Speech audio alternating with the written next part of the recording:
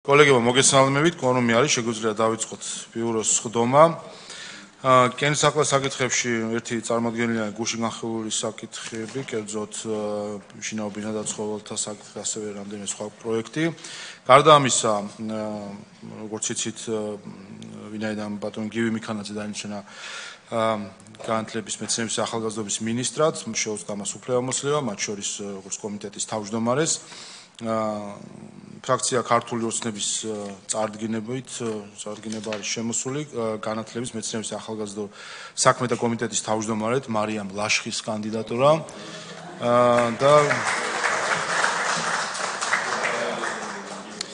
ჩვენ პლენარულ სხდომაზე ვექნება შესაძლებლობა, რომ ქალბატონი მარიამი ავირჩიოთ კომიტეტის თავმჯდომარედ და აქედანვე მინდა მიუღლოცვა მას და მიხარია, რომ მისი კანდიდატურა არის წარმოდგენილი.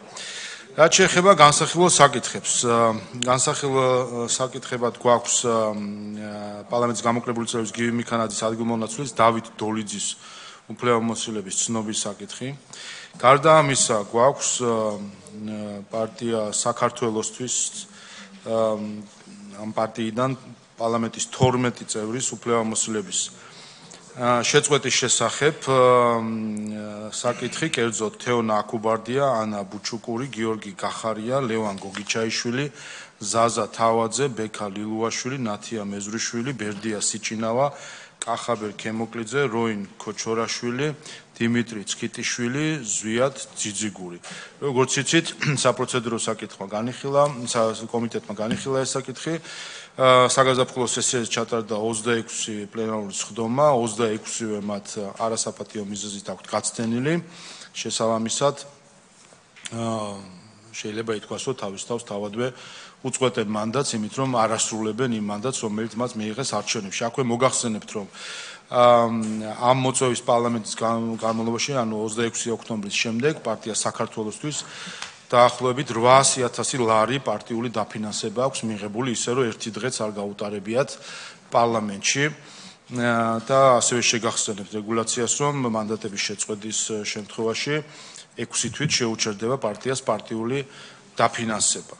ასე რომ ეს საკითხი გვექნება შემდეგ, რა თქმა უნდა, უფლებამოსილების ცნობა, როცა იქნება, იმის და მიხედვით შემდეგი ასე ვთქვათ, წევრები გააცდენენ თუ არ გააცდენენ სხდომებს და უფლებამოსილების შეწყვეტა იქნება თუ არა საჭირო, ამის მიხედვით გადაწყვეტთ. თუმცა კიდევ ერთხელ პარლამენტში ყავდათ 12 დეპუტატი, რომელსაც მათმა ამორჩეველმა მისცა ხმა, რომ წარმოედგინათ პარლამენტში მათი ხმა, არც ერთი სხდომა, არც ერთ სხდომას არ დასწრებიან, არც ერთი წუთი არ გაუტარებიათ პარლამენტის შენობაში და ამის მიუხედავად 800.000 ლარი პარტიული დაფინანსება აიღეს, რომელიც მანდატების შეწყვეტასთან ერთად 6 თვით შეჩერდება.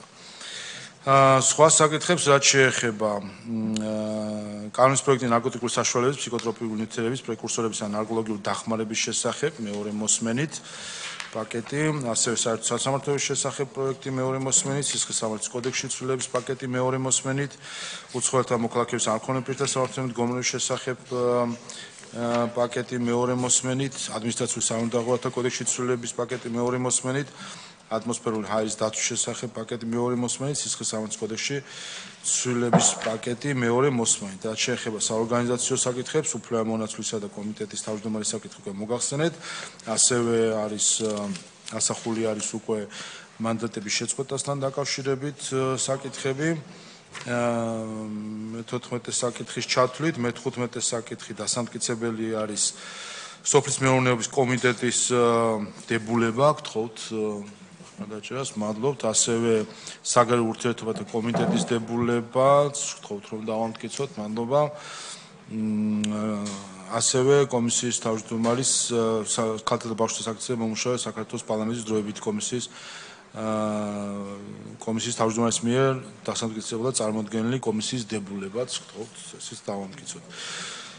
ცნობად მივიღეთ ქალბატონი მარიამ ლაშხის საგარეო ურთიერთობათა კომიტეტიდან გასვლის და განათლების მეცნიერების კომიტეტში გაწევრიანების საკითხი. ასევე ცნობად ვიღებთ პარლამენტის ტერიტორიული მთლიანობის აღდგენისა და დეოკუპაციის საკითხებთან დაკავშირებით დროებითი კომისიის ფრაქციის წევრის შოთა ხაბარელის წარდგენის შესახებ და ბოლო საკითხი განხილავთ ადამიანის უფლებათა დაცვის კომიტეტის დადებითი დასკვნა პერსონალურ მონაცემთა დაცვის სამსახურის მიერ წარმოდგენილ ანგარიშზე. სხვა საკითხები თუ არ არის, გადავინაცვლოთ პლენარის სტუმართა დარბაზში.